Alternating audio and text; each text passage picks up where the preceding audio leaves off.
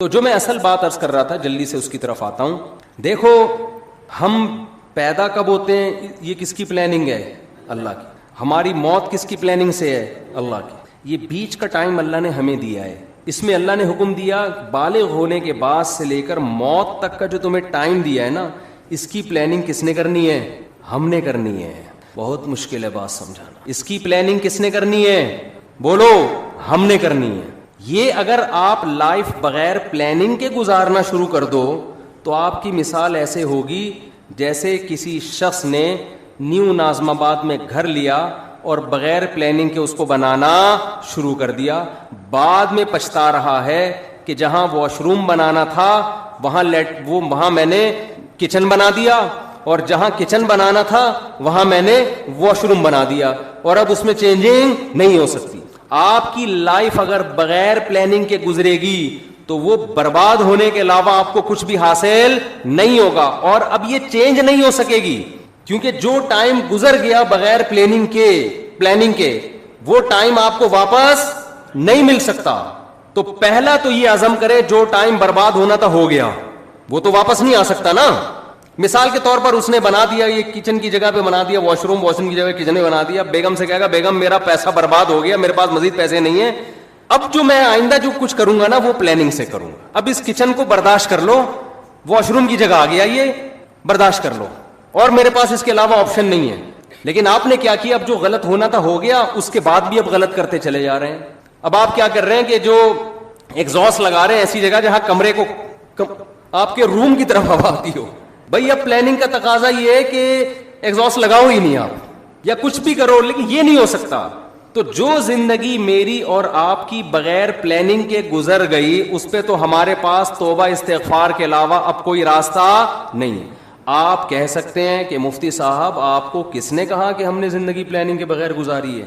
ہم تو ماشاءاللہ اچھے گھرانے کے تھے, جب ہم بالغ ہوئے تو ہمارے والدین نے پلاننگ کی, اس بچے کو ہم نے ڈاکٹر بنانا ہے, اس بچے کو ہم نے انجینئر بنانا ہے, اس بچے کو ہم نے پائلٹ بنانا ہے, اس بچے کو ہم نے بزنس مین بنانا ہے, اس بچے کو ہم نے یہ بنانا ہے, اور الحمدللہ آج ہم وہ بن چکے ہیں. اول تو 99% لوگ ایسے بھی نہیں ہیں ہمارے معاشرے میں, 1% ایسے ہوں گے جن کے والدین نے پلاننگ کی اور انہوں نے بھی پلاننگ کر کے کچھ بن گئے. وہ 99% تو ایسے ہی چل رہے ہیں. تو خوب سمجھ لو, پلاننگ کا مطلب صرف پلاننگ نہیں ہے. کامیاب پلاننگ یہ ہوتی ہے کہ آپ کوئی بھی تعمیر کھڑی کر رہے ہیں تو اس کا مقصد پہلے آپ سامنے رکھتے ہیں, اس پرپس کو دیکھ کے جب آپ نقشہ بناتے ہیں اس نقشے کو پلاننگ کہا جائے گا. مثال کے طور پر آپ نے نیو ناظم آباد میں وائف کو خوش کرنے کے لیے پلاٹ خرید کے اس پہ گھر بنانا شروع کیا, لیکن گھر کی شکل کی جو آپ نے پلاننگ کی وہ کسی پرچون کی دکان کی لگ رہی ہے پلاننگ. سمجھ میں آ رہی ہے بات کہ نہیں آ رہی ہے؟ میرے خیال ہے تھک گئے ہیں آپ لوگ. آپ نے گھر بنایا پلاننگ سے, بیگم کہہ رہی ہے یہ کیا ہے آپ کے, یہ بڑا سا ہال بنا دیا میں نے, بہت بڑا. اتنا بڑا ہال بنانے کی ضرورت کیا تھی, باقی کمروں کی تو جگہ بچی نہیں. آپ کہہ رہے باقی کمروں کا کیا کرنا ہے, ایک ہال کافی ہے ہمارے لیے. وہ کہے گی نہیں مجھے لگتا ہے آپ نے بغیر پلاننگ کے بنایا. آپ کہتے ہیں نہیں میں نے پلاننگ کی تھی, میں نے اس کی پلاننگ کی ہے کہ اس میں اگر کہیں بھی کسی کو گودام کی ضرورت پڑتی ہے نا تو سارا مال اس کمرے میں اتارے گا. وہ تو پلاننگ تو کی ہے آپ نے یقیناً, لیکن یہ گودام کی پلاننگ ہے, یہ گھر کی پلاننگ بولو نہیں. تو میں اور آپ پلاننگ تو کر رہے ہیں فیوچر کی. اول تو بہت سے لوگ کر ہی نہیں رہے. ہمارے یہاں تو الحمدللہ کوئی پلاننگ ہوتی نہیں ہے. زیادہ تر لوگ جو پلاننگ کر رہے ہیں نا اپنی زندگی کی, ان کو یہی نہیں پتا کہ ہماری زندگی کا مقصد کیا ہے. لہذا کوئی پلاننگ کر رہا ہے میں بہت بڑا تاجر بنوں گا, کوئی پلاننگ کر رہا ہے میں بہت بڑا ڈاکٹر بنوں گا, کوئی پلاننگ کر رہا ہے میں بہت بڑا سیاستدان بنوں گا. بھائی یہ جو آپ اپنے پرپس کو سامنے رکھ کے پلاننگ کر رہے ہو نا, تو آپ کا بڑا ڈاکٹر بننے سے مقصد کیا ہے آپ کا؟ بیگم کہے گی نہیں اتنا بڑا جو گودام آپ نے بنایا, اتنا بڑا کمرہ, آپ کا مقصد کیا ہے؟ آپ کہیں میں اس میں بورے لا کے رکھوں گا گندم کے, تو سر پکڑ کے بیٹھ جائے گی نا کہ یہ نیو ناظم آباد آپ کو گودام بنانے کے لیے یہ بنایا بلڈر نے. گودام کی الگ جگہ ہوتی ہے بھائی, ٹرک اڈے جاؤ, ٹرک اسٹینڈ جاؤ, وہاں گودام خریدو. تو غلط پلاننگ کو پلاننگ بولو نہیں کہا جاتا. اب میں جلدی سے بات کی طرف آتا ہوں جو میں سمجھانا چاہتا ہوں آپ لوگوں کو. بعض دفعہ بات مختصر ہوتی ہے, اس کی تمہید ذرا لمبی ہو جاتی ہے. دیکھو اگر ہم کافر ہیں, اللہ نہ کرے غیر مسلم ہیں, تو ہمیں اپنی زندگی کا مقصد تلاش کرنے کی ضرورت بولو نہیں ہے. پھر ہم جس چیز کو چاہیں ہدف بنائیں, اس کو سامنے رکھ کر اپنی لائف کی پلاننگ کریں. جیسے انگریز ایک ہدف متعین کرتا ہے, مجھے یہ بننا ہے. ان کے ہاں یہ بھی ہدف ہوتا ہے کہ میں نے ماؤنٹ ایوریسٹ کی چوٹی پہ چڑھنا ہے. پوری زندگی کا ان کا ٹارگٹ ہی یہی ہوتا ہے کہ میں نے کیا کرنا ہے, میں نے ماؤنٹ ایوریسٹ کی چوٹی سردیوں میں عبور کرنی ہے. تو کئی سال وہ اسی پلاننگ کے تحت اپنی باڈی کو بناتے رہتے ہیں. یہ ان کا ہدف ہے. اگر کوئی چڑھ جائے اس پہاڑی پر, کامیاب ہو گیا, نہیں چڑھ سکے تو کیا کہتے ہیں, ناکام ہو گیا. بناتے ہیں کہ میں نے میڈیکل سائنس کی فیلڈ میں ترقی کرنی ہے, بعض کہتے ہیں میں نے بہترین سائنٹسٹ بننا ہے. ہم یہ دیکھتے ہیں کہ جو لوگ مذہب کو نہیں مانتے ان کا ایک ہدف ہوتا ہے. اصل بات جو میں عرض کر رہا ہوں, جب تک آپ کے سامنے اپنی لائف کا ہدف نہیں ہوگا کہ میرا اس زندگی سے مقصد کیا ہے, اس وقت تک آپ اپنی زندگی کو پلان نہیں کر سکتے. آپ کی زندگی بے ڈھنگی ہوگی. اب مقصد کیا ہونا چاہیے؟ ایک مقصد ہے کافر کا, غیر مسلم کا. غیر مسلم کا لائف سے مقصد زندگی برائے زندگی, لائف کو انجوائے کرنا, اس کے علاوہ اس کا کوئی ہدف نہیں ہوتا. اگر آپ اللہ کو, کریٹر کو, خدا کو اپنی ڈکشنری سے نکال دیتے ہو تو پھر آپ کو یہ حق حاصل ہے کہ آپ اپنی زندگی کا مقصد خود متعین کرو. سمجھ رہے کہ نہیں سمجھ رہے؟ پھر آپ اپنی زندگی کا مقصد خود متعین کرو. کیونکہ اللہ کو اگر آپ نے نکال دیا, اس کا مطلب کیا ہوا کہ ہم پیدا ہوئے ہیں اللہ کے ارادے سے نہیں, ایک اتفاقی واقعہ ہوا, ہم پیدا ہو گئے. ہم مرتے ہیں اللہ کے ارادے سے نہیں, اتفاق ہوتا ہے. ان ہی الا حیاتنا الدنیا نموت ونحیا وما یہلکنا الا الدہر. نبی کے دور میں جو ایتھیسٹ تھے وہ کہتے تھے کہ یہ دنیا کی زندگی ہے جس میں ہم مرتے بھی ہیں جیتے بھی ہیں, یہ خدا کے تصرفات نہیں ہے, یہ زمانے کے تصرفات ہیں. زمانے میں ہوتا ہے, موت بھی ہے, زندگی بھی ہے, اور پھل پھول بھی پیدا ہوتے ہیں, کوئی خوشی کی زندگی, کوئی غم کی زندگی. تو اگر میرے اور آپ کا بھی خدا نخواستہ یہ نظریہ ہے تو میرے بھائی ہمیں پھر اپنی زندگی کا ہدف تلاش کرنے کی ضرورت, خدا سے پوچھنے کی ضرورت نہیں ہے. پھر ہماری مرضی ہم جس چیز کو ہدف بنا لیں. کیا خیال ہے, غلط تو نہیں کہہ رہا میں؟ پھر ہماری مرضی, پھر میں خود فیصلہ کروں گا میں نے کیا بننا ہے. پھر میری مرضی, میں کہوں یار میں نے ڈاکٹر بننا ہے, میں نے انجینئر بننا ہے, میں نے سائنٹسٹ بننا ہے, میں نے یہ بننا ہے, میں نے وہ بننا ہے, میں نے کچھ بھی نہیں بننا, میں نے ویسے انجوائے کرنا ہے لائف کو. بعض لوگوں کا یہ ہوتا ہے کچھ بھی نہیں بننا, انجوائے کرنا ہے بس. وہ میں ایک چٹکلا اکثر سناتا ہوں نا, آپ لوگ نئے ناظم آباد کے نئے نئے لوگ ہیں. وہ ایک نوجوان جو ہے سمندر کے کنارے لیٹا ہوا اور سگریٹ کے کش لے رہا ہے. ایک بوڑھے میاں گئے, ذرا اسپیڈ میں سنا دیتا ہوں کیونکہ کئی دفعہ لوگ سن چکے ہیں. تو ایک بوڑھے میاں گئے اس نوجوان کو سمجھانے لگے, بیٹا تم اپنا ٹائم ویسٹ کر رہے ہو, کچھ کر کیوں نہیں لیتے؟ اس نے کہا انکل کیا کروں؟ بیٹا میٹرک کر لو. اس نے کہا 10 سال لگیں گے میٹرک میں. پھر کیا کروں؟ بیٹا پھر انٹر کر لینا 2 سال میں. تو 12 سال ہو گئے جی انکل, پھر کیا کروں؟ پھر بیٹا بی اے کر لینا. اچھا جی بی اے بھی کر لیا, پھر کیا؟ پھر بیٹا ماسٹر کر لینا. انکل 16 سال ہو گئے ماسٹر کر لیا, پھر کیا کروں؟ بیٹا پی ایچ ڈی کر لینا. انکل 18 سال ہو گئے پی ایچ ڈی کر کے کیا کروں گا؟ انکل نے کہا بیٹا پھر تمہیں اچھی جاب ملے گی, پیسے کمانا. انکل پھر کیا کروں؟ بیٹا پھر شادی کرنا, اچھے خاندان میں شادی ہوگی. انکل پھر کیا ہوگا؟ پھر تمہاری اولاد ہوگی. انکل پھر کیا ہوگا؟ وہ نوجوان تجسس میں نا کہ اینڈ کیا ہوگا اس کا. اچھا انکل بچے بھی ہو گئے, اب کیا ہوگا؟ کہنا لائف کو انجوائے کرنا, مزے اڑانا. تو پھر ابھی کیا کر رہا ہوں میں؟ مزے ہی تو اڑا رہا ہوں. تو بعض لوگوں کا مقصد نہ ڈاکٹر بننا, نہ انجینئر بننا, نہ پائلٹ بننا. ان کا مقصد کیا ہے؟ لائف کو انجوائے کرنا. تو وہ بھی ایک مقصد ہے بھائی. وہ کہنا بھائی لائف کو ہم انجوائے کرنے کے لیے آئے, انٹرٹینمنٹ. انجوائے کر رہے ہوتے ہیں, گٹکے کھا رہے ہیں, پان کھا رہے ہیں. وہ کہہ رہے ہیں مر جائیں گے نا جلدی, تو کیا ہو گیا؟ ہم مزے اڑا کے جلدی مرنا چاہتے ہیں. اس میں کیا کون سی ٹینشن کی بات ہے؟ ہماری مرضی, ہماری لائف ہے. ہم چرس پی کے مرے, ہم ہیروئن پی کے مرے, ہم مر رہے ہیں نا. آپ کو کیا تکلیف ہے؟ یہ غیر مسلموں کی قسمیں بتا رہا ہوں میں آپ کو.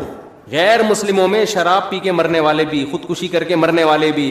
خودکشی کرنے والے کو آپ یہ نہیں کہہ سکتے کہ یہ حرام ہے, اس پہ گناہ ملتا ہے. وہ کہتا ہے گناہ کیا ہوتا ہے؟ میرا جسم ہے, میری مرضی, میں کھمبے سے چپک کے مروں, میں کھمبے سے لٹک کے مروں. میں جب اس دنیا میں ٹینشن میں ہوں تو ٹینشن ریلیز کرنے کا میرے پاس موت کے علاوہ کوئی راستہ نہیں ہے, تو میں مر رہا ہوں نا, کیا تکلیف ہو رہی ہے؟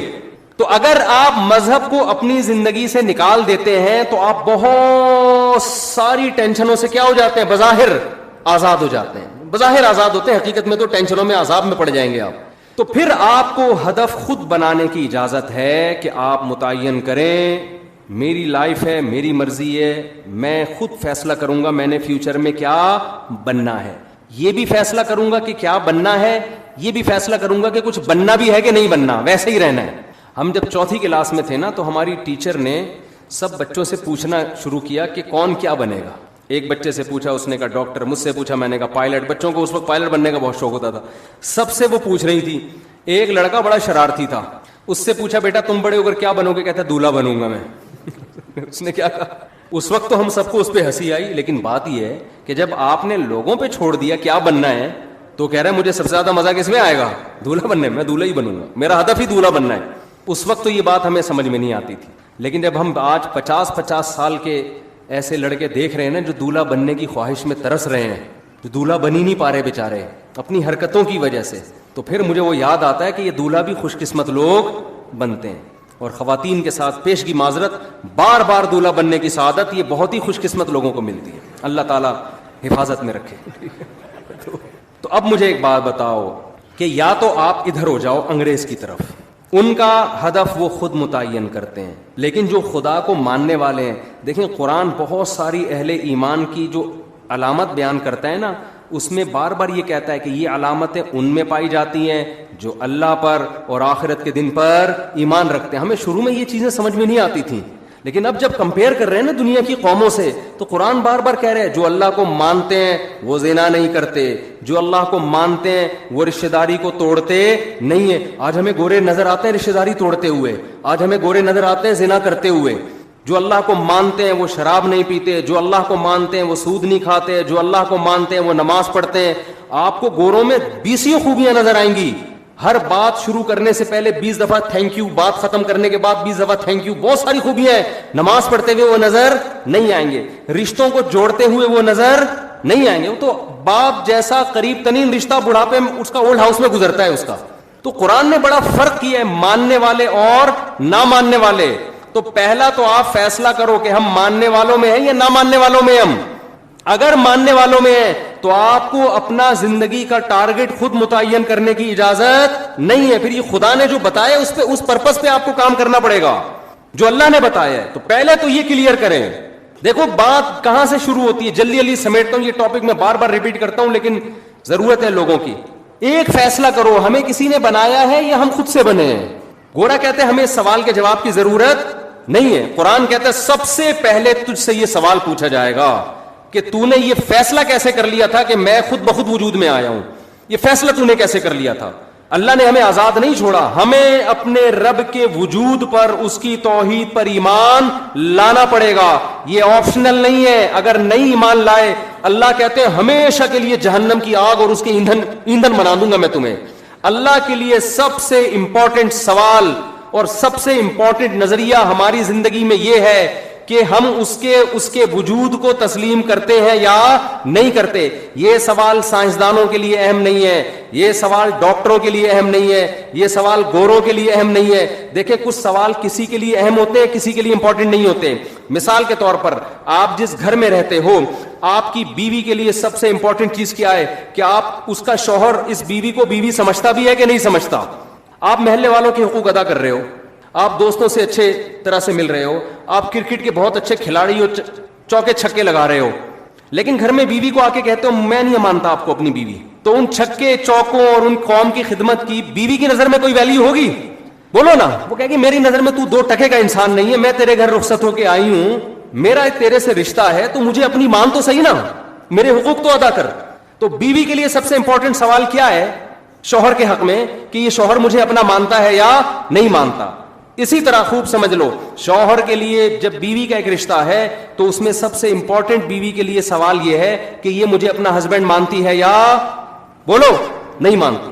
اب آپ کی وائف اپنے ماں باپ کے ساتھ بڑا اچھا سلوک کر رہی ہے, جاب کر رہی ہے اور غریبوں کو کھانا کھلا رہی ہے, سیلاب زدگان کی مدد کے لیے خود بنفس نفیس شاپر لے کے پہنچی ہوئی ہے, بڑی خدمتیں ہو رہی ہے. جب گھر میں آتی ہے آپ سے تمیز سے بات نہیں کرتی, آپ کہتے ہیں میں تمہارا ہسبینڈ ہوں, وہ کہتی ہے میں کنفیوز ہوں کہ پتہ نہیں آپ ہسبینڈ ہیں بھی یا نہیں ہے. میرے لیے سوال زیادہ امپورٹنٹ نہیں ہے. آپ نادرا کے سرٹیفکیٹ دکھا رہے ہو, بیگم یہ تو وہی میری تصویر لگی ہوئی ہے, یہ مفتی طارق مسعود سے نکاح پڑھوایا تھا ہم نے, اور یہ دیکھو یہ نادرا میں تمہارے ابا کا نام, یہ میرا نام, یہ پورا پراپر کام ہے, ہمارا نکاح رجسٹرڈ ہے. وہ کہتی ہے ایکچولی میرے پاس ٹائم نہیں ہے ان سب باتوں کے لیے, ایکچولی میرے پاس ان سب باتوں کے لیے ٹائم نہیں, میرے لیے سوال زیادہ امپورٹنٹ ہے ہی نہیں, میرے پاس تفتیش کا ٹائم ہی نہیں. میں ڈاروین کے نظریے کو مانتی ہوں. ڈاروین کیا کہتا ہے کہ اتفاق سے وجود میں آ گئے, تو اتفاق سے آپ ہمارے گھر میں آ گئے, دیکھنے میں شوہر لگ رہے ہیں آپ. اب اس تفتیش میں جانا کہ یہ ڈاروین کا نظریہ ٹھیک تھا غلط تھا, میں اتفاقی چیزوں کی قائل ہوں. سائنس سے ثابت کرو کہ تم میرے ہسبینڈ ہو. سائنس سے کوئی ثابت کر سکتا ہے؟ کسی کا باپ بھی ثابت نہیں کر سکتا. کوئی لیبورٹری ٹیسٹ سے کہ یہ اس کا ہسبینڈ ہے کوئی کر سکتا ہے؟ بولو نا کیا ہو گیا؟ سائنس سے کہاں سے ثابت ہوگا بھائی؟ یہ تو گواہوں سے ثابت ہوگا. گواہ کہیں گے. آپ کہ نہیں میں سائنس کا اسٹوڈنٹ ہوں, میں سائنس کے بغیر نہیں مانتا. نیوٹن کا کوئی قانون پیش کرو کہ وسیم میرا شوہر ہے, تو ہم کیا کہیں گے؟ سائنس کو غلط جگہ فٹ کر رہی ہے بھائی تو. یہی سوال نا آج کل کے لبرل لوگ کہتے ہیں سائنس سے خدا کا وجود ثابت کرو. اول تو سائنس سے بھی ہوتا ہے, لیکن ایک مثال دے رہا ہوں. اتنے ثبوت اللہ نے اپنے وجود کے دے دیے, اتنے مضبوط ڈاکومنٹس پکڑا دیے, اتنے ایک ایک چیز اس کائنات میں خدا کے وجود کی گواہی دے رہی ہے کہ یہ چیزیں خود بخود نہیں بن سکتی. اور گورا کیا کہتا ہے؟ میرے لیے یہ سوال امپورٹنٹ نہیں ہے کہ ہمیں کوئی بنانے والا ہے یا نہیں ہے. تو گورے کے لیے امپورٹنٹ نہیں ہے, میرے اور آپ کے لیے امپورٹنٹ نہیں ہے. جس خدا نے بنایا اس کے لیے سب سے امپورٹنٹ کوشچن کیا ہے کہ تم میرے وجود کو مانتے ہو یا نہیں مانتے. میں 2-3 اور مثالیں دوں. بیٹا کیا کہتا ہے؟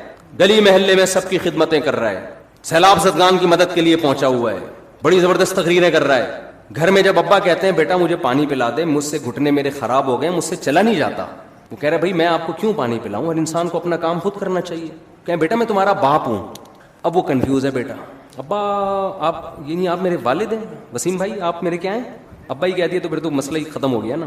تو باپ کو غصہ آئے گا, بیٹا تو مجھے باپ نہیں مانتا. بیٹا کہہ رہا ہے ابا اصل میں نے اسٹڈی اور سائنسی ترقی میں اتنا ٹائم لگایا ہے نا کہ مجھے اس سوال کے جواب کی فرصت ہی نہیں ملی کہ آپ میرے ابا ہیں یا اس تحقیق کی میرے پاس ٹائم. میں اصل میں بڑے بڑے کارنامے کر رہا ہوں. میں ابھی ایک میرا خلائی سیارہ چاند پہ پہنچنے والا ہے, اور اگلا سفر میرا مریخ کی طرف, ویزا آ گیا مریخ سے میرا. یہی ہوتا ہے نا آج کل لوگوں نے سائنسدانوں کو اپنا باپ بنا لیا ہے. یار گورا اتنی ترقی کر رہا ہے, گورا اتنی بہت کر رہا ہے, بھائی اس کو مانو, کر رہا ہے, ہم اس کے منکر نہیں ہیں. خدا کے لیے یہ ترقی امپورٹنٹ بولو نہیں. خدا کہتا ہے یہ امپورٹنٹ ہے, لیکن پہلے کچھ اور سوال ہے, اس کے بعد امپورٹنٹ ہے. بیٹا کتنی ترقی کرے, محلے والے اس کو کندھے پہ اٹھا کے گھوم رہے ہوں. باپ کے ساتھ اگر وہ کہتا ہے میں کنفیوز ہوں کہ آپ میرے ابا بھی ہیں یا نہیں ہے, ابا کہے گا مجھے سب سے امپورٹنٹ سوال میرے زندگی میں میرے لیے یہ ہے کہ تو مجھے مانتا ہے یا نہیں مانتا. جب تک اس کی تحقیق نہیں کر دیتا اس گھر میں تجھے گھسنے کی اجازت نہیں ہے. فوراً سزا دے کے نکالے گا, جائیداد سے آگ کرے گا اس کو. اب بیٹا بڑا لبرل تھا نا, وہ یونیورسٹی کا پڑھا ہوا, کہہ رہا ہے یار ابا غیر ذریعے وسیم صاحب, ابا تو نہیں کہہ رہا, غلطی سے نکل رہا ہے, یہ جو وسیم صاحب ہیں یہ ایک غیر ضروری سوال جو انسانیت کے لیے اتنا امپورٹنٹ سوال نہیں ہے. کیا ہو گیا اگر میں نے تفتیش نہیں کی, تحقیق نہیں کی, میں سیلاب زدگان کی مدد تو کر رہا ہوں نا, میں سائنس میں ترقی تو کر رہا ہوں نا. یہ ساری تقریر سے عوام متاثر ہوگی, باپ جس کا گھر ہے وہ متاثر بولو نہیں ہوگا, وہ نہیں متاثر ہوگا. تو یاد رکھو جو کریٹر ہے نا, جس نے ہمیں بنایا ہے, کاش یہ بات ہماری کھوپڑیوں میں بیٹھ جائے. آج اس ایجوکیشن نے ہمیں خدا کے قریب لانے کے بجائے خدا سے دور کر. ہم ایجوکیشن کے خلاف نہیں ہیں, خوب سمجھ لو, جتنی ایجوکیشن مسلمانوں میں ہے اس سے ڈبل کی ضرورت ہے, لیکن کچھ کانسیپٹ آپ کو کلیئر کرنا ضروری ہے. تو خدا کے لیے, ہمارے بنانے والے کے لیے, ہماری زندگی میں سب سے امپورٹنٹ سوال کیا ہے کہ تم مجھے مانتے ہو یا نہیں مانتے. اللہ کہتے ہیں فیصلہ کرو میری نشانیوں میں غور کر کے, میں نے اتنے ڈاکومنٹس رکھ دیے ہیں کہ تمہیں مجھے ماننا پڑے گا. نو کا آپشن میں نے کیا کر دیا ہے, ختم. نبی نے کیا فرمایا, جس نے خواہشات کو اپنا ہدف بنایا کہ میں یہ خواہش, یہ خواہش, یہ خواہش, یہ بھی ہو جائے, یہ بھی ہو جائے, تو آپ نے کیا فرمایا, کیا اس کی خواہشات پوری ہو جائیں گی؟ کیا وہ خوشیوں میں آ جائے گا؟ نا نا نا نا نا نا, یہ پیغمبر کہہ رہے ہیں, اللہ کے سچے پیغمبر, وہ کبھی بھی خوشیوں میں نہیں آئے گا. فرمایا اس کو کیا سزا ملے گی, جعل اللہ من کانت الدنیا ہمہ جعل اللہ فقرہ بین عینیہ. دولت کے پیچھے بھاگے گا نا تو اللہ اس کے سامنے فقر و فاقہ کا خوف رکھ دیں گے. سمجھ رہے ہو, دولت کے پیچھے بھاگ رہا ہے, آ رہی ہے, مل بھی رہی ہے, لیکن خوف کیا ہوگا کہ یہ مجھ سے چھن نہ جائے. اس بات کی ٹینشن ہے یار, یہ ختم نہ ہو جائے, یار یہ چھن نہ جائے, یار کوئی کاروبار کو نقصان نہ ہو جائے. بڑے بڑے کروڑ پتی فیکٹریوں کے مالک آتے ہیں, کہتے ہیں ایک لاشعوری سا خوف ہمیں ستاتا ہے. دنیا کی ہر نعمت ان کے پاس, مگر دماغ میں نا ایک کہہ رہے ہمیں خود بھی نہیں پتا ہم ڈر کس چیز سے رہے ہیں, لیکن سکون نہیں ہے. ایک لاشعور میں خوف ہے جو ہمیں مسلسل ستا رہا ہے. یہاں ایک آئے کئی سال پہلے, سفید ٹوپی, پوری پراپر داڑھی, اور جناب سفید کرتا, بڑے ایسے نورانی چہرہ, اور پکے نمازی تھے, بہت بڑے تاجر. مجھے کہنے لگے مفتی صاحب میں ایک دل کی بات آپ سے شیئر کرنا چاہتا ہوں. میں نے کہا جی. کہہ رہے میں نماز بھی پڑھتا ہوں, روزے بھی رکھتا ہوں, اہل اللہ کی صحبت میں بھی بیٹھتا ہوں, اور لیکن پتہ نہیں میرے دل میں سکون نہیں ہے, میرے دل میں سکون نہیں. میں نے کہا آپ فیکٹری کے مالک ہیں, کوئی پرابلم ہے تو بتائیں. کہہ رہے نہیں کوئی پرابلم بھی نہیں. میں نے کہا آپ کے ساتھ بے سکونی پتہ ہے کیا ہے؟ میں جانتا ہوں آپ کی بے سکونی, آپ کو یہ ڈر ہے کہ اس فیکٹری کا کوئی نقصان نہ ہو. جیسی زندگی ابھی ہے پتہ نہیں یہ ہمیشہ ویسی رہے گی بھی یا نہیں رہے. تو نماز تو آپ نے پڑھ لی, آپ نے زکاتیں بھی دے دی, آپ نے روزے بھی رکھ لیے, لیکن یہ جو لاشعور میں خوف ہے نا, اس خوف کا کوئی ازالہ کرنے والا نہیں ہے. کیونکہ آپ کو پتہ ہے یہ شیورٹی, یہ گارنٹی کوئی بھی نہیں لے سکتا کہ تمہیں نقصان کبھی بھی نہیں ہو سکتا. کیونکہ آپ نے اپنی زندگی میں دیکھا ہے بڑے بڑے کاروبار چلتے ہوئے ٹھپ ہو جاتے ہیں, لوگ روڈ پہ آ جاتے ہیں. کہہ رہے ہیں بالکل آپ صحیح کہہ رہے ہیں, مجھے یہی خوف ہے. میں نے کہا اس خوف کا یہ علاج نہیں ہے کہ آپ اپنے کاروبار کو ہر طرح سے سیو کر لو, یہ تو وہ تو کرنا تو چاہیے سیو, لیکن یہ علاج نہیں ہے. میں نے کہا اس کا علاج یہ ہے کہ آپ یہ فرض کر لو کہ یہ چھن گیا آپ سے سب کچھ, ابھی برباد ہو گئی, اللہ نہ کرے فیکٹری میں آگ لگ گئی, اب ہوگا کیا؟ کہہ رہے کیا ہوگا؟ میں نے کچھ بھی نہیں ہوگا. صبح 2 پراٹھے آپ پھر بھی کھاؤ گے, رات کو سونے کے لیے چھپڑا آپ کو گندے نالے پہ یا فٹ پاتھ پہ مل جائے گا, کوئی بات نہیں, انجوائے کرنا. دنیا مسافر خانہ ہے, رہنے کی جگہ بولو نہیں. ہماری بیسک ضرورت ہے, جب شدید بھوک لگے, بھوک برداشت نہیں ہوتی ہے, کھانے کو روٹی مل جائے, یہ بیسک ضرورت ہے. نیند آئے تو سونے کے لیے جگہ مل جائے. یہ نیند ایسی عجیب چیز ہے, آپ اگر نہیں سونا, ایک وقت آتا ہے کہ آپ بچو گے بھی نا تو کانٹوں پہ بھی نیند آ جائے گی آپ کو. اب جیسے میرے ساتھ ہوتا ہے نا, نیند نہیں ہو رہی, ایک وقت جب بہت زیادہ جمع ہو جاتی ہے, پھر ہم نہیں بھی سونا چاہ رہے ہوتے ہیں, سو رہے ہوتے ہیں. میں ایک دفعہ سفر میں آ رہا تھا, بڑا لمبا بس کا سفر تھا, سونے کا ٹائم ہی نہیں ملا. تو جب ہم سکھر تک پہنچے نا, پرانی بات ہے 20-25 سال پرانی, تو میں ایسا سویا ہوں, کبھی اس کے اوپر جا کے دھڑام سے گر رہا ہوں, وہ اٹھا رہا ہے بھائی کیا کر رہے ہیں مولوی صاحب, پھر جب ادھر پکڑ دو دھڑام سے اس کے اوپر گرا, وہ کہہ رہا ہے مولوی صاحب تمیز سے بیٹھو یار, پھر ادھر. میں جاگنے کی کوشش کر رہا ہوں, لیکن یہ اللہ کی رحمت ہے کہ جو چیز ضروری تھی وہ اللہ نے آپ کے اوپر مسلط کر دی. تو میں نے کہا نیند کا بھی کوئی ٹینشن لینے کی ضرورت نہیں ہے, سونے کی کہیں بھی جگہ نہ ہوئی نا آپ کو.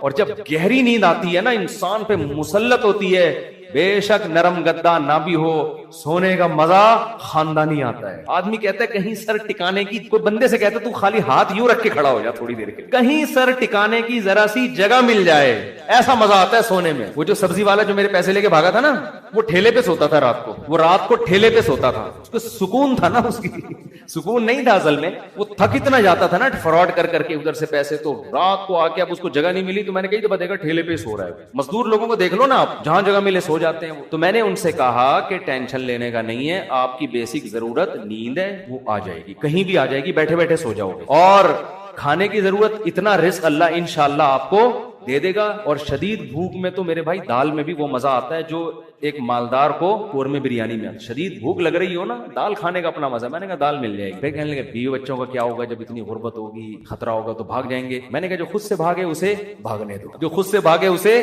کوئی ٹینشن. مسافر خانہ ہے نا بھائی, نیک بیوی تو وہ ہوتی ہے جو آپ کی شریک حیات ہے. جب دولت تھی اس وقت بھی ساتھ, جب غربت تھی اس وقت بھی ساتھ. تو اگر غربت میں وہ بھاگ گئی, بولو اے اللہ اچھا ہوا تو نے زندگی میں ہی جان چھوڑا, کیا خیال ہے. اور میں نے کہا جب دوبارہ پیسہ آئے تو پھر اس کو لے کے نہ ہو, بولو وہیں رہو. اب کیا کرنا ہے, غیرت مند آدمی تھوڑی ایسی چیزیں پالتا ہے. لیکن تو میں نے کہا بھاگتا بھاگتا کوئی ہے نہیں آج کل, لیکن اگر بھاگ گئی ٹینشن نہیں, مسافر خانہ ہے, ویسے بھی مر جاتے تو قبر میں دفنا کے آ جاتی. تو کوئی ٹینشن نہ لو میرے بھائی, کسی چیز کی ٹینشن لینے کا بالکل بھی نہیں ہے. ہم مسافر خانہ ہے, ہماری فیکٹری کو اللہ نہ کرے آگ نہ بھی لگے تو بھی تو مرنا ہے نا.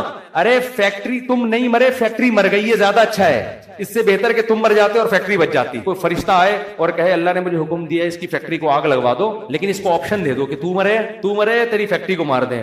آدمی کہتا ہے بھائی مزدوروں سمیت مار دے اس پوری فیکٹری, مجھے بچا لو. یہی ہوگا نا, مجھے بچا لو. تو ان کو تھوڑا سکون ہے. میں نے کہا آپ کا مسئلہ یہ ہے کہ آپ نماز پڑھتے ہیں, علماء کے پاس بھی بیٹھتے ہیں, مگر آپ نے دل میں دنیا کی محبت کے گٹر ابل رہے ہیں. ہمارے حضرت فرمایا کرتے تھے بہت سے لوگ ایسے ہیں, بڑی بڑی داڑیاں, تہجد گزار, اور جناب بڑے ہر بات پہ درود شریف, لیکن دل میں دنیا کی محبت کے گٹر پالے ہوئے ابل رہے ہیں. یہ ایسے جیسے اللہ کی محبت کے چشمے ابلتے ہیں نا, تو دنیا کی محبت کے چشمے نہیں ابلتے, گندگی کے گٹر ہیں جو ابلتے ہیں. کہتے ہیں ان کے دل میں گندگی نہیں ہے, گندگی کے دنیا کی محبت کی جو ایک گٹر ہے نا, گٹر, وہ گٹر ابل رہے ہیں. جس کو یہ مثال سمجھ میں نہ آتی ہو, بارشوں میں ہماری گلی کو آگے دیکھ لیا کرے گٹر کیسے ابلتے ہیں, تو وہ پتہ چل جائے گا کہ یہ ہے جو گند نکلا ہوا. اس گند کو نکالو, کیا کہا پیغمبر نے ہود علیہ السلام نے اپنی قوم سے, صالح علیہ السلام نے اپنی قوم سے, تتخذون مصانع لعلکم تخلدون, اے میری قوم تم گھر اتنے مضبوط بناتے ہو جیسے تم نے ہمیشہ رہنا ہے,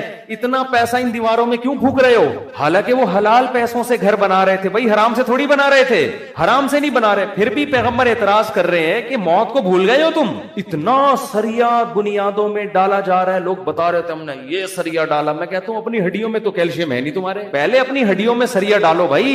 ہڈیاں بوسیدہ ہو رہی ہیں, کھوکھلی ہو رہی ہیں, اور مکان کی مضبوطی پہ انسان فخر کر رہا ہے, تو نکالو اس گٹر کو, ویسے جھٹک دو. ہمارے حضرت ایک ذکر بتایا کرتے تھے کہ رات کو نا تنہائی میں بیٹھ کے یہ ذکر کیا کریں. یہ ذکر حدیث سے ثابت نہیں ہے, صرف ٹریننگ کے لیے ہے, ٹریننگ کے لیے, اپنی اصلاح کے لیے, اس لیے اس کو سنت سمجھنا جائز نہیں ہے. وہ ذکر کرواتے تھے, بہت سے اکابر کرواتے ہیں یہ کہ لا الہ الا اللہ. لا الہ میں کیا کرنا ہے؟ گردن یہاں لے کے جانی ہے. لا الہ کوئی معبود نہیں, یہ تصور کر رہے ہیں دل سے اللہ کے علاوہ سب چیزیں نکل رہی ہیں, نکال کے باہر پھینک رہا ہوں. اس تصور کا نا بڑا اثر پڑتا ہے دل کے اوپر. لا الہ سب نکال کے بحریہ ٹاؤن نکالو سب سے پہلے اس میں. ہاں بحریہ, آپ کو نہیں پتا بحریہ ٹاؤن کا, آپ باہر سے آئے نا. ہمارے ہاں وہ کامیاب ہے جو بحریہ ٹاؤن ہے, اور وہ ناکام ہے جو بحریہ ٹاؤن نہیں ہے. تو ہمارے ہاں جنت الفردوس میں ریاض ملک ہے جس کا بحریہ ٹاؤن. یہ جنت جو دنیا میں باتیں کرتے ہیں لوگ, اب اس کو نہیں مانتے, کہتے ہیں بھائی تیرے پلاٹ کتنے ہیں. تو لا الہ کا مطلب نکالو دل سے, کوئی نہیں ہے. جو گند بھرا ہوا ہے نا, دکان, پلاٹ,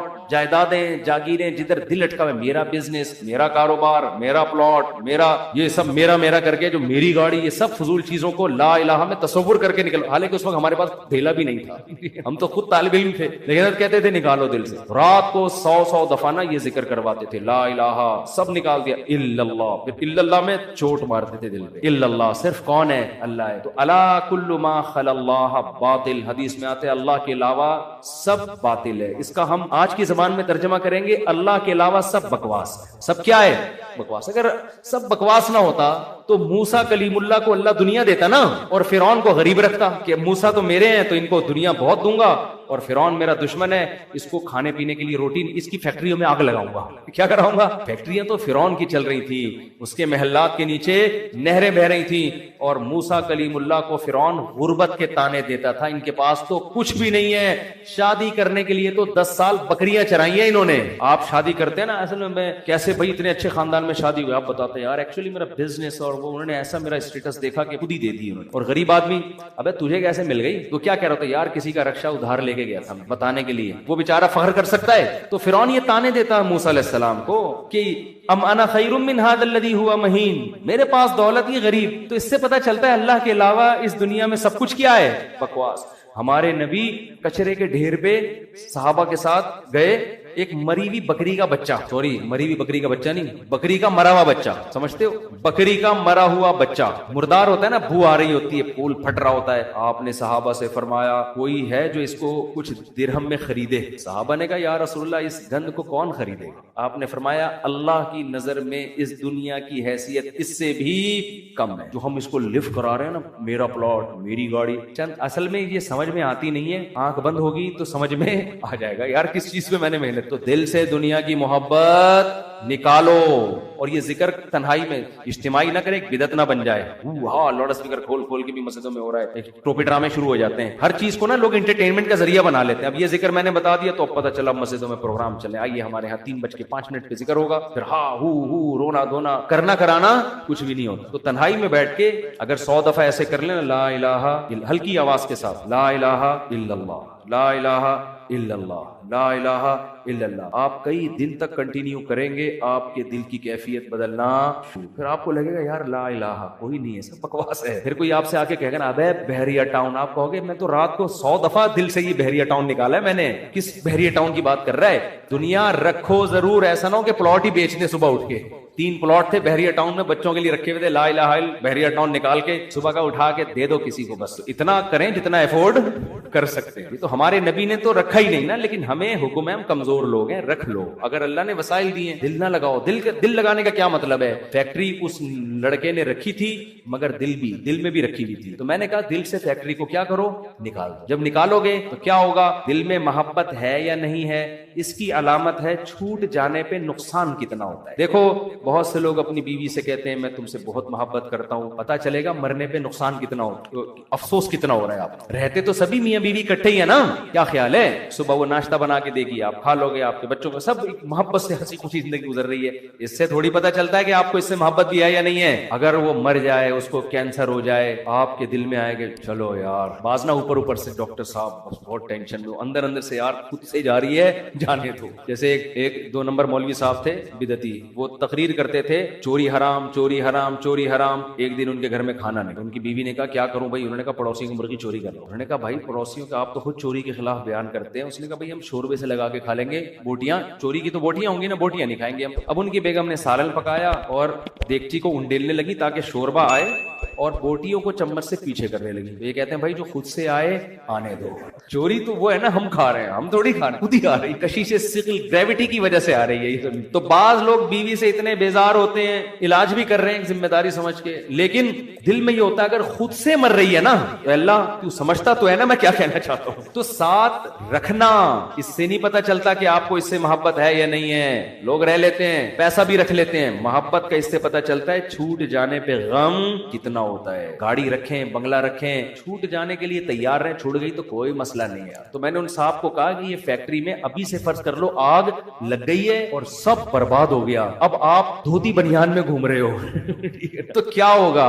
तो मैंने कहा वो भी से फर्ज कर लो। मैंने कहा यार बड़ा सुकून मिला है। तो मैंने कहा ये सुकून आपका फिर खत्म हो जाएगा, फिर फैक्ट्री तो निकालो इसको दिल से। और दिल से दुनिया निकालने का एक बहुत बेहतरीन तरीका है सदका किया करो। जब रोकड़ा खर्च करता है ना दिल खींचता है। हम जो सदका करते हैं ना उसमें टेंशन नहीं होती हमें, इतना करो जिससे थोड़ी सी तकलीफ हो कि क्या कर दिया यार, क्या कर रहा हूं। हदीस में आता है बेहतरीन सदका वो है कि जब तुम करो तो तुम्हें डर हो के गरीब ना हो जाऊं, तअमुलुल गिना व तख्शल फकर, और ना करने में उम्मीद हो कि बड़ा पैसा बना लूंगा। इस कंडीशन में जब करोगे ना तो ये सबसे बेहतरीन सदका है। सदका किया करो, दे दिया करो यार। ये हमारे हजरत फरमाते थे एक आदमी दुकान से इतनी मोहब्बत हो गई उसको, एक दिन उसने कहा कि मुझे इतना दुकान में दिल अटक गया, एक दिन में दुकान बंद करके बैठ गया। मैंने कहा बाढ़ में जाए, अपनी इस्लाह के लिए ना, कोई बात नहीं नुकसान करो यार अपना, हर वक्त दुकान दुकान दुकान, ऐसी की तैसी ताला लगा के घर बैठ गया कि जब नॉर्मल कंडीशन में होऊंगा फिर आऊंगा।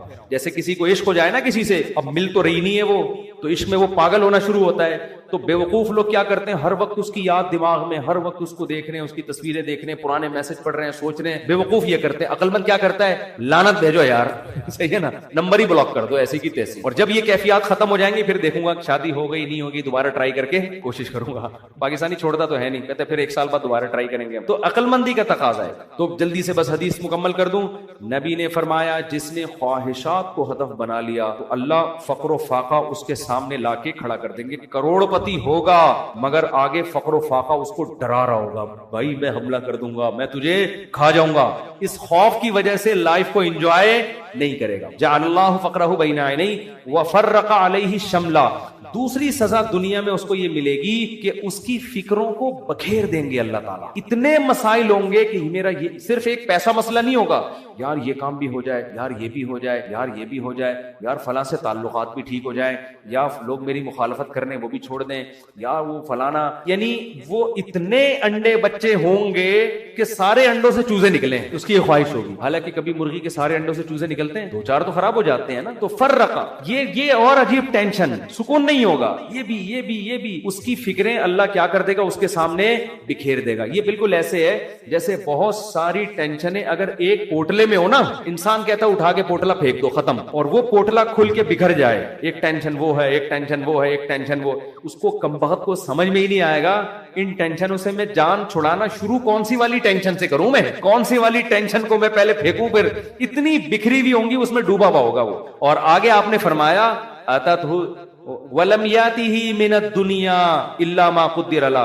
ये सारे काम दुनिया के लिए कर रहा था ना, वो 2 बखेड़े पाल लिए उसने, दुनिया के लिए सब कुछ कर रहा था, और उसकी 2 सजाएं तो अल्लाह फौरन दे देगा, फक्र फाके का खौफ और टेंशनों को बिखेर देगा। ये 2 टेंशनें तो चलो हम कहते यार दुनिया मिल जाती तो चलो ये टेंशनें भी कबूल हैं। अल्लाह कहते हैं मिलेगी उतनी जितनी मुकद्दर है। नबी ने फरमाया मिलेगी उतनी नहीं जितनी इसकी चाहत है, उतनी जितनी अल्लाह ने लिखी हुई है। اگر یہ زیادہ کی کوشش کرے گا تو ہو سکتا ہے دھیلا بھی نہ ملے اور ہو سکتا ہے ڈبل مل جائے. تو یہ بھی اس کی چاہت پہ نہیں ہے, یہ کس کی چاہت پہ ہے؟ اللہ کی. تو یقینی پھر بھی نہیں ہے وہ. پھر میں چٹکلا سنا دوں نا, یقینی پھر بھی نہیں ہے. ایک آدمی کو بیوی اچھی نہیں لگتی تھی, بیچاری نے ہر طرح سے کوشش کر لی کہ میں اپنے میاں کو اچھی لگوں, اچھی پھر بھی نہیں لگ رہی اس کو. ایک دن وہ بڑی خوبصورت لپسٹک اور خوبصورت زیور اور خوبصورت ساڑی اور بڑا خوبصورت لباس, ہر چیز بڑی وی آئی پی پہن کے آ گئی. ابھی اب بیوی کی تعریف کر رہے ہیں, یار کیا خوبصورت چوڑیاں پہنی ہوئی ہیں. کہہ رہی تھینک یو, آپ کا بہت شکریہ. کیا خوبصورت ساڑی. کہہ رہی وہ لڈو پھوٹ رہے ہیں کہ آج تو میرا میاں بڑا خوش ہے. بہت اچھا ماشاءاللہ ڈریس آپ نے, کیا خوبصورت لپسٹک. ایک چیز کی تعریف کر کے کہتے ہیں اچھی پھر بھی نہیں لگ رہی. اتنا کچھ اچھا پہنا ہوا ہے مگر تو پھر بھی اچھی نہیں لگ رہی. یہ مطلب ہے اس حدیث کا کہ اتنی ٹینشنیں اٹھانے کے بعد ہو سکتا ہے دنیا ملے پھر بھی نہیں, وہیں کا وہیں کھڑا رہے جہاں سے چلا تھا. اور اس کے مقابلے میں آپ نے فرمایا من کانت الآخرۃ ہمہ, جس نے اس دنیا کو پسے پش ڈال کے کہا میرا ہدف آخرت ہے. یہ دنیا اصل ہدف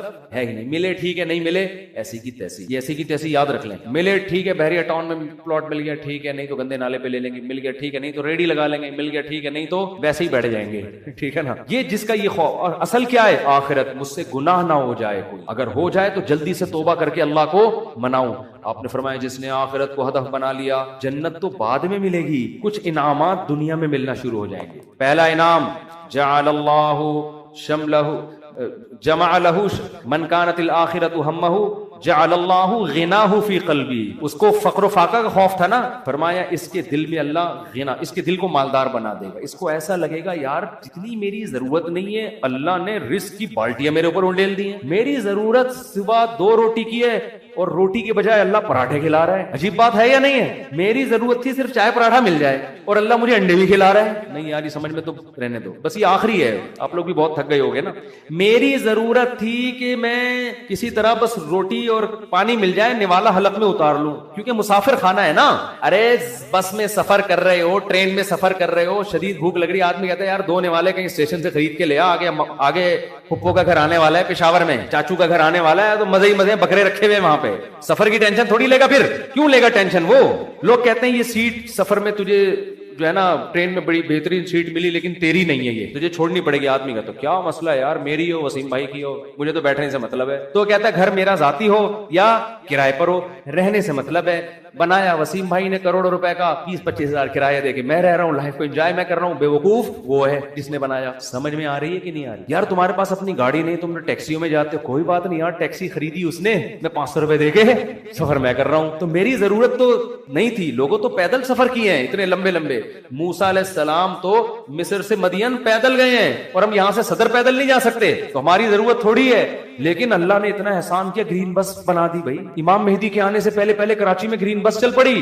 سبحان اللہ. جس کراچی میں گٹروں کے ڈھکن نہیں ہیں اس پر اللہ نے اتنا انعام کیا, گرین بس چل رہی ہے. اور کچھ لوگ تو ہمارے ایسے ہیں 50 روپے دیکھ کر صبح سے لے کے رات تک ایئر کنڈیشن کے چکر میں بیٹھ گئے, وہ کہ گھر میں گرمی لگ رہی ہے تو 50 روپے دو اور اے سی میں لائف کو کیا کرو, انجوائے کرو. ایسے بھی لوگ ہیں. وہ سنا ہے پھر انہوں نے کوئی قانون چینج کیا. شروع میں ایسا آیا تھا کہ 50 روپے تو بیٹھے رہو, کوئی نہیں پوچھے گا.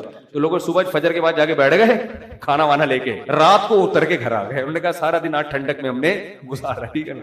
تو نبی نے فرمایا جعل اللہ غناہ فی قلبی, اللہ اس کے دل میں غنا. تبھی تو میں نے بعض غریبوں کو بڑی پرسکون لائف میں دیکھا ہے. ایک غریب کے 10-15 بچے تھے, میاں بیوی اور پھر ماں باپ بھی اسی کے ساتھ, اور وہ موسمبیاں بیچتا تھا ٹھیلے پہ. میں نے کہا یار کیسے اس موسمبی میں کھلا لیتے ہو سب کو؟ کہہ رہے یار اللہ کا دیا بڑا فضل ہے, صبح کھانا بھی پکتا ہے, آٹا بھی, دوپہر کا کھانا بھی, رات کا کھانا بھی, اسی میں کھاتے ہیں, رات کو سوتے ہیں, اللہ کا فضل ہے, کرایہ بھی نکل آتا ہے گھر کا. میں نے کہا یہ دیکھو, ایک وہ فیکٹری والا ہے جو کہہ رہے لاشعور میں کیا ہے, مجھے خوف ہے. خوف کیوں؟ جب آخرت اصل بنا لی تو پھر انسان کو جتنا ملے گا اس سے وہ سمجھتا ہے مجھے میری مسافر کو اتنے کی ضرورت نہیں ہوتی. اے اللہ تو مجھے میری ضرورت سے بہت زیادہ دے رہا ہے, مجھے ضرورت اتنے کی نہیں ہے, سمجھتے ہو. بلکہ اگر گاڑی نہیں بھی ہوگی کہے گا اللہ تو نے پاؤں سے معذور لوگ پیدا کیے ہیں اور میری دونوں ٹانگیں سلامت ہیں جو کانپ بھی نہیں رہی ہیں. بعض لوگوں کی ٹانگیں کانپ رہی ہیں نا, میری دونوں ٹانگیں سلامت ہیں, یہ بڑی فضیلت کی بات ہے. تو ہر چیز پہ کیا رہے گا وہ خوش.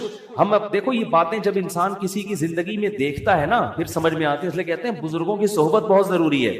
ہم نے یہ چیزیں اپنے شیخ میں دیکھی ہیں. انتہائی غربت میں بھی کہتے تھے اللہ نے اتنے انعامات کیے ہیں کہ مجھے شرم آتی ہے کہ اللہ تیرے احسانات کا ہم کچھ بھی تو بدلہ نہیں دیا نا. حالانکہ کیا تھا، ہمارے شیخ کے پاس کوئی اپنی پراپرٹی نہیں، کرائے کے گھر پہ ساری زندگی گزاری، اور دل سے کہہ رہے ہوتے تھے اللہ. اور کبھی کوئی پریشانیاں ماضی کے بیان بھی کرتے نا تو وہ کہتے میں صرف آپ کو سبق دینے کے لیے بتا رہا ہوں، ورنہ وہ بیان کرتے ہوئے مجھے شرم اتنی آ رہی ہے کہ اللہ کہے گا 2-4 پریشانیاں میں نے تجھے زندگی میں کیا دی اور تو لوگوں کے سامنے گاتا پھر رہا ہے. شرم آتی تھی ان کو. ہمارے یہاں زندہ رہنے کا کتنا شوق ہے نا لوگوں کو، بڑی عمر. حضرت کہتے ہیں جب میں 63 سال کا ہو گیا تو مجھے تو اب شرم آنے لگی، یار ابھی بھی میں زندہ ہوں. کتنے لوگ دنیا سے چلے گئے. اب ایسا نہ ہو کسی بوڑھے کو جا کے آپ کہیں کہ آپ کو شرم آنی چاہیے، یہ تو بھائی بدتمیزی کی بات ہوگی. بوڑھوں کے لیے دعا کریں اللہ ان کو اور زیادہ لمبی عمر دے، کیونکہ جب آپ 63 کے ہوگے آپ کو شرم ورم نہیں آئے گی، آپ کہو گے یار کسی طرح بچ جاؤں. اور کوشش بھی کرو ان کو بچانے کی، کیونکہ بعض بیوقوف ہوتے ہیں. ہمارے ایک رشتے دار ہیں جا کے ہمارے نانا سے بول دیا کہ اتنی لمبی عمر سے اللہ نے پناہ مانگی ہے، وہ 99 سال کے ہوئے تھے. ہم نے کہا بھائی کم بخت ان کے سامنے کہنے کا تھوڑی ہے، اتنی لمبی عمر سے اللہ نے پناہ مانگی ہے. تو جعل اللہ غناہ فی قلبی، اللہ اس کی طبیعت میں کیا پیدا کر دے گا غنا. جب ملے گا لوگوں سے، لوگ کہیں گے اپنا گھر ابھی تک نہیں بنایا. کہہ رہے یار